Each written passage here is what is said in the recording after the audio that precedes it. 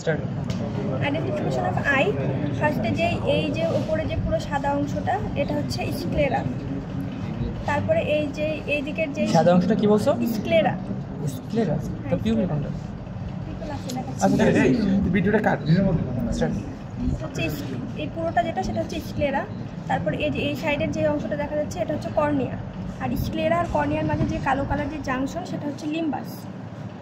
আর এই যে স্ক্লেরার ভেতরে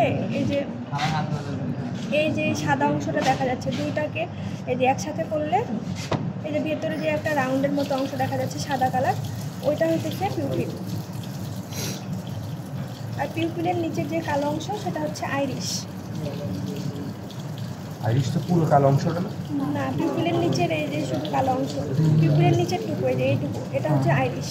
আর এখানে যে খাঁজ কাটা অংশটা দেখা যাচ্ছে এই যে আইরিশের নিচেই, ঠিক নিচে এই যে একটা বর্ডারের মতো খাঁজ কাটা আছে এখানে, এটা হচ্ছে সিলিয়ারি প্রসেস।